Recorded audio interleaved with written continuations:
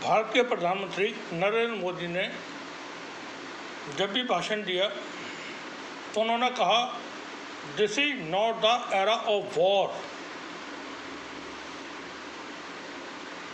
Israel जो कुछ कर रहा है फ़लस्तीन के अंदर, गाज़ा के अंदर, वेस्ट बैंक के अंदर, उसको कंडेम न करना पड़ जाए, इसलिए प्रधानमंत्री मोदी कभी भी नहीं बोले कि this is the era of war. बड़ी गहरी दोस्ती है, बहुत गहरा याराना लगता है। वो याराना सच में बहुत ही गहरा है। हम कुछ अहम खबरें हैं उनकी बात करेंगे। पुर्तगाल ने फ़लस्तीन को मान्यता देगा, ये कहा है।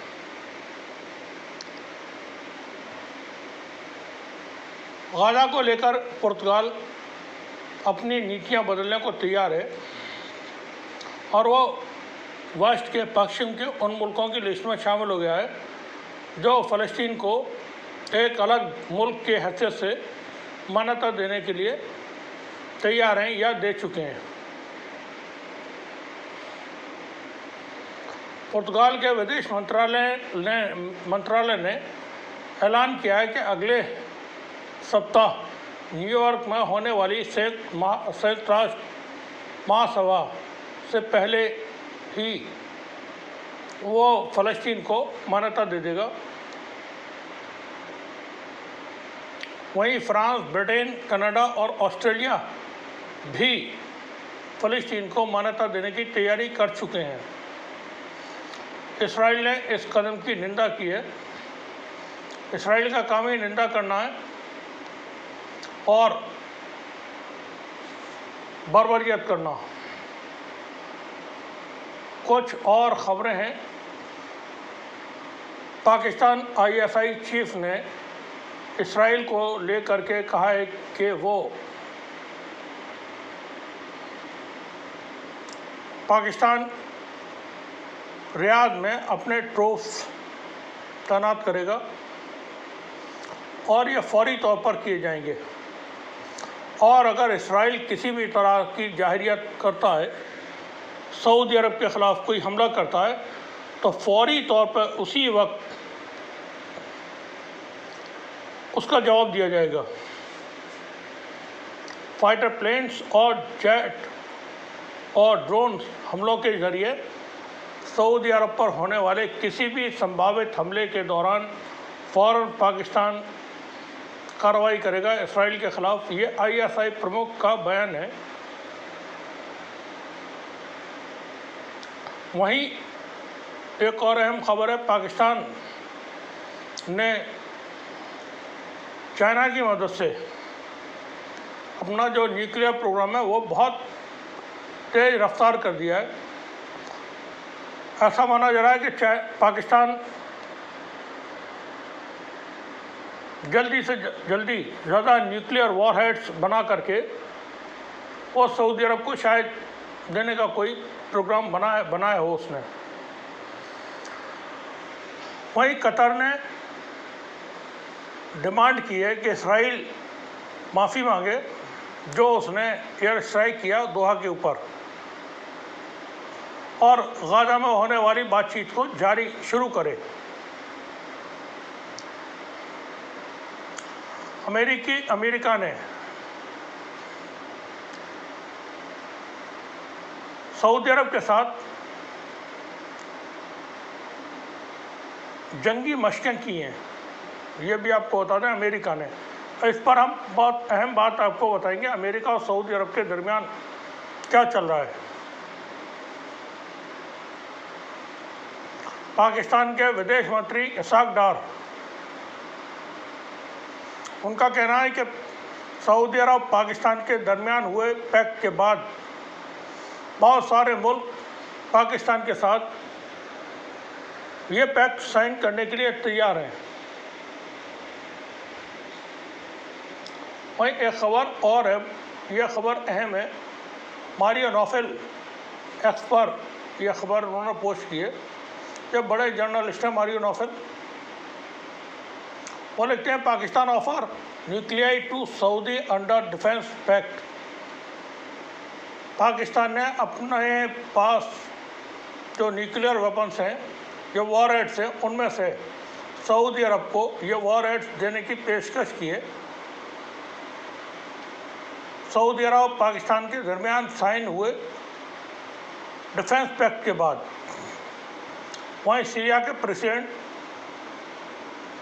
अल शरा, ऐसा माना जा रहा है कि वो कुछ इलाकों को, सीरिया के कुछ इलाकों को जिसमें माउंट हेब्रोन और गोलान हाइट्स शामिल हैं, परमानेंटली इसराइल को देने के लिए तैयार हैं अमेरिका के प्रेशर में।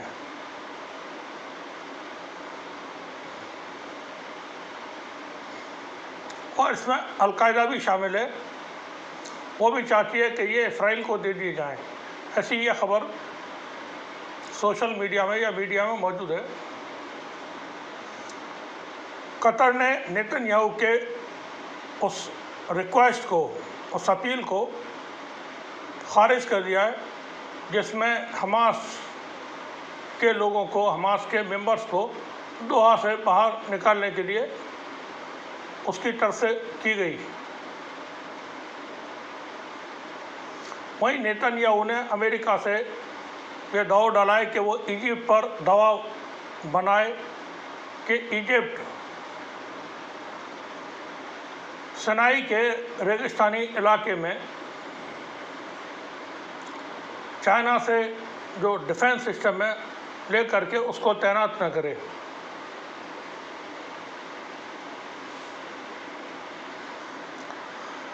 हुतीज ने, यमन के जो हुतीज हैं, उन्होंने ऐलान किया है कि वो पूरी तरह सक्षम है हर तरह से इसराइल को फिनिश करने के लिए या इसराइल का मुकाबला करने के लिए। वहीं इटली ने बहुत भारी भरकम सैंक्शंस इसराइल पर लगाने की तैयारी कर ली है और इटली दबाव बना रहा है यूरोप के दूसरे मुल्कों पर भी कि वो भी ऐसा ही कुछ करें। अभी जो पैक्ट साइन हुआ सऊदी अरब और पाकिस्तान के दरमियान, उस पर हम बात करना चाहेंगे। हमने लगातार 2 दिन इस पर बात की है और वीडियो आप देख सकते हैं। ये कैसे मुमकिन हुआ, तो आपको बता दें इसमें अमेरिका भी शामिल है। हमने कल बताया था कि रूस और चीन ने हरी झंडी दी, उसके बाद ये हुआ है। अब आज आपको ये बता रहे हैं कि इसमें अमेरिका भी शामिल है पाकिस्तान और सऊदी अरब के दरमियान पैक्ट कराने में, क्योंकि ट्रंप की गवर्नमेंट ये मानती है, ये मान करके चल रही है कि वो इसराइल को काबू नहीं कर सकते कैसे भी। इसराइल को अगर वो रोकने की कोशिश करते हैं तो ट्रंप की सरकार के लिए बहुत ज़्यादा मुश्किलें खड़ी कर सकते हैं। जॉनिस्ट लॉ भी है अमेरिका के अंदर या दुनिया भर में। तो ऐसा माना जा रहा है, इस तरह की जानकारियां मीडिया में हैं कि ख़ुद अमेरिका इसमें शामिल है और पाकिस्तान सऊदी अरब के दरमियान अमेरिका ने भी अहम रोल अदा किया है पैक्ट करवाने में। वहीं यह खबर यह है कि पाकिस्तान ने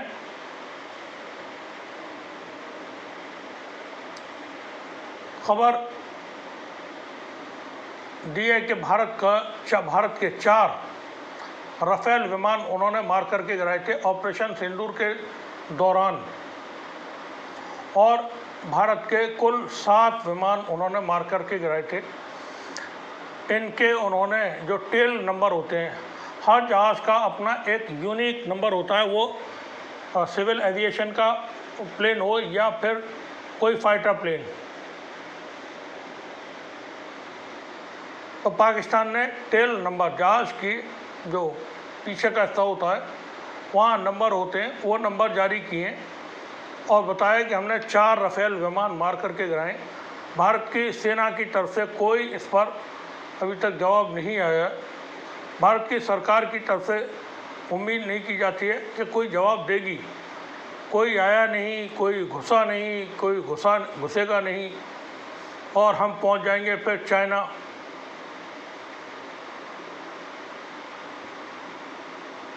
पहलगाम आतंकवादी हमले के बाद, ऑपरेशन सिंदूर के बाद हम पहुंच जाएंगे चाइना, और चाइना के साथ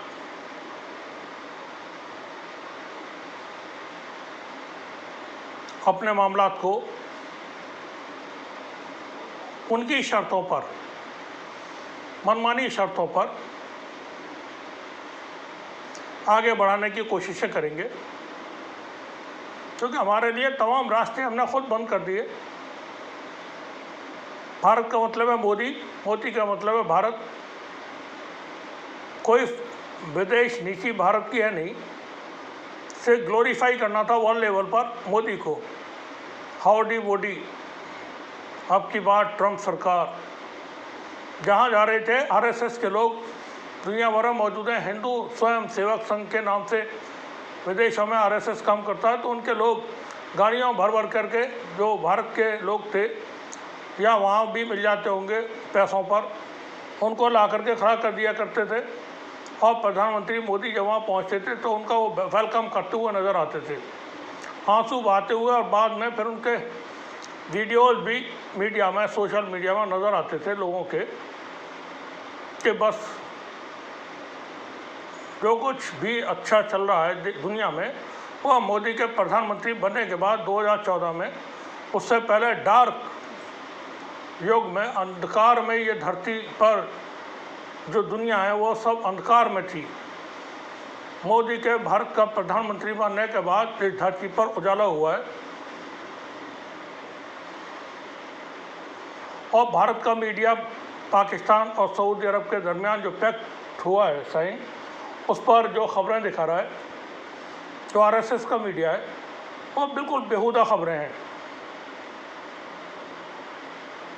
अमेरिका के जाल में फंस गया पाकिस्तान, और बहुत सारी इसी तरह की हेडिंग के साथ खबरें आपको देखने को मिलेंगी। यह खबरें ईरान को लेकर के भी और यमन को लेकर के भी हैं, कि पाकिस्तान यमन से लड़ेगा, पाकिस्तान अफ़गानिस्तान से लड़ेगा, पाकिस्तान ईरान और दूसरे मुस्लिम मुल्कों से लड़ेगा। किसी से कोई लड़ाई पाकिस्तान नहीं करने जा रहा है, ये हम आपको बता दें।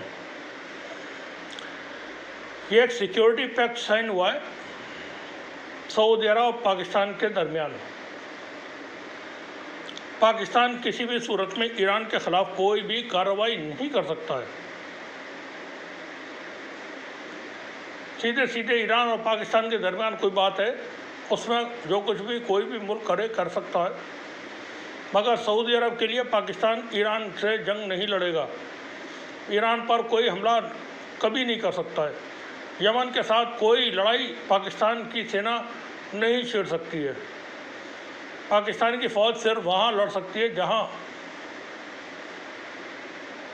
ऐसे लोग हों जिनके पास हथियार ना हो, वहाँ उन्हें मारने का, लोगों को मारने का तजुर्बा है। लेकिन यमन में जाकर के यमन के साथ जंग नहीं लड़ सकते।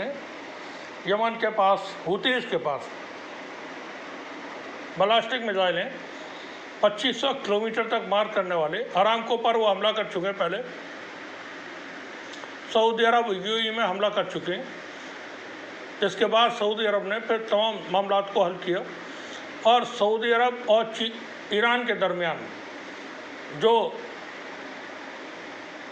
एग्रीमेंट हुआ था 2023 जनवरी में, उसका गारंटर है चाइना, और जहां चाइना गारंटर है वहाँ सऊदी अरब और ईरान आपस में कहीं भी किसी भी लेवल पर एक दूसरे से नहीं लड़ेंगे। और पाकिस्तान की तो हिम्मत ही नहीं, मजाल ही नहीं कि वो चाइना के ख़िलाफ़ जा सके।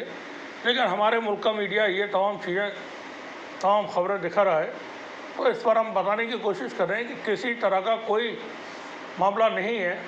पाकिस्तान ने जिम्मेदारी लिया सऊदी अरब की, और भी मुल्क अगर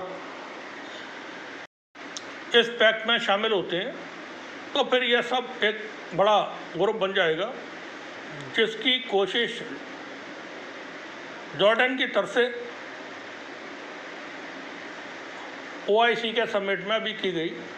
ये प्रपोजल रखा गया कि मुस्लिम मुल्कों का भी कोई एक संगठन, सैन्य संगठन होना चाहिए नेटो के जैसा। तो वहाँ अब ये देखने को मिला है कि पाकिस्तान इसमें लीड करता हुआ नज़र आ रहा है, क्योंकि पाकिस्तान एक न्यूक्लियर पावर है। पाकिस्तान के पास एक ताकतवर बड़ी फ़ौज है। सऊदी अरब ने और UAE ने और कतर ने एक भी जंग नहीं लड़ी है, उन्हें कोई तजुर्बा नहीं है जंग लड़ने का। घंटे आधे घंटे की भी जंग उन्होंने नहीं लड़ी है। और इसराइल उम्मीद नहीं है, लेकिन सऊदी अरब के ऊपर हमला कर देता है तो उसको ये बिल्कुल जानकारी है कि सऊदी अरब वो मुल्क है जहाँ मुसलमानों के मुक़द्दस मकाम मौजूद हैं, खाना काबा मौजूद है, मस्जिद नबवी मौजूद है। उस सरजमीन पर अगर कोई हमला इसराइल की तरफ से किया जाता है तो फिर ये अमेरिका के भी बाप के बस का नहीं कि वो उसको संभाल सके।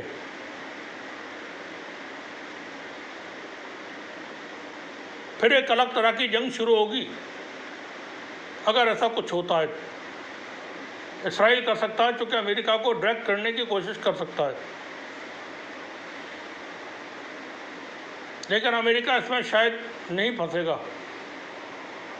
तो अमेरिका ने इसीलिए पाकिस्तान को शह दी कि सऊदी अरब के साथ ये पैक्ट साइन करो, और जिसमें चीन ने भी सहयोग किया, रूस ने भी सहयोग किया। अमेरिका परेशान है इसराइल के आतंकवाद से। जो कुछ फ़लस्तीन में किया जा रहा है, गाज़ा में किया जा रहा है, वेस्ट बैंक में किया जा रहा है, उससे दुनिया परेशान है कि एक इसराइल को नहीं रोक पा रहे हैं। वो सब मुल्कों की अथॉरिटी चैलेंज हो रही है। आप कितने ताकतवर हैं, आपकी ताकत पे हैसियत है, आप कुछ भी नहीं है, क्योंकि आप इसराइल को लगाम नहीं लगा पा रहे हैं। और जितने भी मुस्लिम मुल्क हैं पाकिस्तान को छोड़ करके, इसराइल किसी भी मुल्क के ऊपर हमला कर सकता है। ईरान के ऊपर उसने हमला किया, ईरान ने फौरी तौर पर जवाब दिया। हिजबुल्लाह ने ईंट से ईंट बजा करके रखी। यमन पर हमले होते हैं, हूतीज़ पर, हूतीज़ फ़ौरन हमले करते हैं। यहाँ तक कि फ्रांस और UK और अमेरिका ने भी हमले किए, तो हूतीज़ ने इन मुल्कों के भी जो नेवल शिप थे या कार्गो शिप थे रेड सी में, उनको निशाना बनाया। वो जंग में है बहुत लंबे वक्त से, उन्हें जंगें लड़ने का तजुर्बा है, मगर अरब के मुल्कों को जंगें लड़ने का कोई तजुर्बा नहीं है, इसलिए पाकिस्तान की मदद ली गई है। तुर्की रूस के साथ S-400 खरीदने के लिए समझौता करने जा रहा है। वहीं तुर्की के प्रेसिडेंट तैयब अर्दोआन 25 सितंबर को पहुंचने वाले अमेरिका। ट्रंप ने उनको इनवाइट किया है, वहाँ कुछ डिफेंस डील हो सकती हैं। साथ ही तुर्की के करीबी दोस्त मुल्क आर्मेनिया, अज़रबैजान वो एरो 3 डिफेंस सिस्टम इसराइल से ख़रीदने के लिए तैयारी कर रहा है। ये दुनिया गोल है, कौन किसके साथ है ये मुश्किल है मालूम कर पाना। अपने अपने इंटरेस्ट हैं और उन्हीं इंटरेस्ट में दुनिया के मुल्क अपने फैसले लेते हैं। तमाम बड़ी क़ुव्वतें ये देखती हैं हमारा फ़ायदा किस में है, क्या काम करें जिससे हमारा फ़ायदा हो, क्या हमारी हुकूमत बनी चलती रहे। भारत का मीडिया प्रधानमंत्री मोदी को मान के चलें, प्रधानमंत्री मोदी भारत के क्रिकेट के कप्तान हैं। मान लें फॉर एग्जांपल प्रधानमंत्री मोदी भारतीय क्रिकेट टीम के कप्तान हैं और वो एशिया कप में UAE के साथ मैच खेलते हैं और 0 पर आउट हो जाते हैं, अब भारत का मीडिया उनकी तारीफ में पुल बांधेगा, कहेगा आपने देखा प्रधानमंत्री किस अदा के साथ आउट हुए 0 पर। अब प्रधानमंत्री मोदी ने रिकॉर्ड बना दिया, ऐसा रिकॉर्ड बना दिया जो कभी दुनिया में किसी ने भी नहीं बनाया था।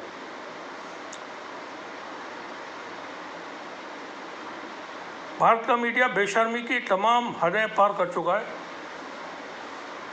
वो देश की जनता को बताने को तैयार ही नहीं है देश के अंदर के हालात।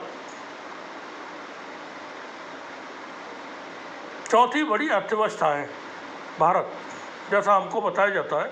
मैं इकोनॉमिक्स का स्टूडेंट हूँ तो समझता हूँ।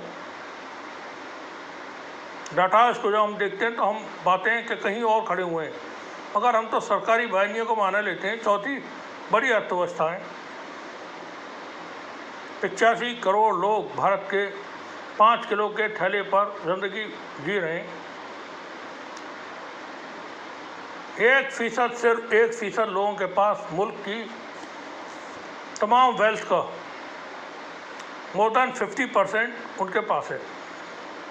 इन 1% में भी सिर्फ 4 या 5 लोगों के पास 90% से ज़्यादा वेल्थ मौजूद है। सारी दौलत अमीरों के पास है, गरीबों की जेबें खाली हैं, पेट खाली हैं, दिमाग भी खाली हो गया उनका, कुछ बचा नहीं और डर जाते हैं। जनरेशन Z नाम सुनते ही RSS और BJP के लोग। प्रधानमंत्री मोदी वो 150 साल की उनकी उम्र हो जाए, लेकिन देश की सत्ता नहीं छोड़ेंगे। हम दुआ करते हैं वो 150 साल तक जीवित रहें, 200 साल तक जिंदा रहें, लेकिन वो जब तक जिंदा हैं देश की सत्ता नहीं छोड़ेंगे। चुनाव हो या ना हो, ये बातें हम 2014 के बाद से ही सुनते रहे, बीजेपी के नेताओं के मुंह से सुनते रहे कि इसके बाद चुनाव नहीं होगा। 2019 में साक्षी महाराज ने कहा था कि चुनाव जितना है प्रधानमंत्री मोदी को, अगली बार चुनाव नहीं होगा। फिर इस बार 400 पार का नारा दिया गया, इस उम्मीद के साथ कि 400 पार आ जाते हैं तो संविधान को बदल करके हम अपने तरीके से देश पर कब्जा कर लेंगे और फिर चुनाव नहीं होंगे। अब आप ये समझ लें कि भारत में चुनाव हो या ना हो, मोदी सत्ता में बने रहेंगे।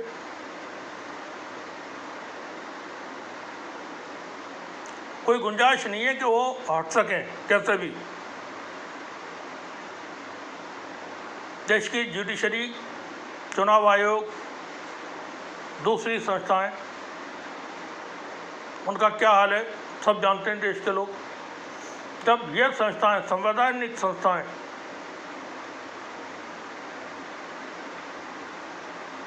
जो काम उनको करने हैं वो नहीं करती हैं, तो फिर कोई भी तानाशाह बन सकता है, डिक्टेटर बन सकता है। मैं ये उम्मीद कर रहा हूँ राहुल गांधी हो, अखिलेश यादव हो या मुल्क के जो भी बड़े लीडर हैं, राहुल गांधी तो आज इंटरनेशनल लीडर हैं, वो बहुत बड़े लीडर बन चुके हैं, मगर ज़रूरत पड़ने पर उनके ही घर में उनको नज़रबंद कर लिया जाएगा। देश की तमाम व्यवस्थाएं बदल जाएंगी आगे आने वाले वक्त में, ऐसा मेरा मानना है। सॉरी टू से, ऐसा मेरा मानना है कि देश के अंदर सत्ता परिवर्तन नहीं होगा।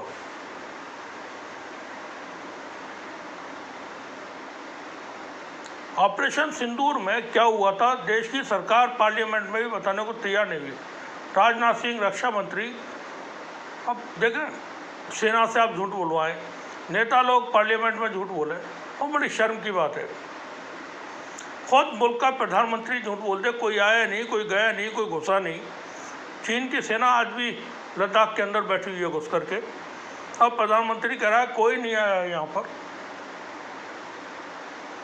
भारत का मीडिया अननेसेसरी फर्जी खबरें, लाहौर पे कब्जा हो गया, सियालकोट पे कब्जा हो गया, इस्लामाबाद पे कब्जा हो गया, कराची पर कब्जा हो गया, पूरा पाकिस्तान पे कब्जा कर लिया था। पाकिस्तान के राम ने 4 राफेल मार के गिराए, ये रहे उनके नंबर। अब भारत की सेना, भारत की जो एयरफोर्स है उसके सेना अध्यक्ष वो बताएं, वो कह रहे थे हमने पाकिस्तान के 6 विमान मार के गिराए थे, तो वो भी नंबर जारी कर दें। पार्लियामेंट में प्रधानमंत्री ने बताया, गृह मंत्री ने बताया, रक्षा मंत्री ने बताया कि हमने कितने विमान मार के गिराए हैं। भारत के CDS ने नहीं बताया। एयरफोर्स के अध्यक्ष वो भी प्रेस कॉन्फ्रेंस में नहीं बल्कि एक कार्यक्रम में बता रहे हमने 6 विमान पाकिस्तान के मारे थे। तो आप नंबर जारी कर दें उनके, आप भी जैसा पाकिस्तान ने जारी किए। यह जो पैक्ट हुआ है सऊदी अरब के साथ पाकिस्तान का, इससे भारत को किसी तरह का कोई ख़तरा नहीं है। मैं ये कहना चाहता हूँ, बताना चाहता हूँ, कोई ख़तरा नहीं है। सऊदी अरब किसी भी सूरत में पाकिस्तान के किसी भी एग्रेशन का साथ नहीं देगा अगर वो भारत के ख़िलाफ़ करता है।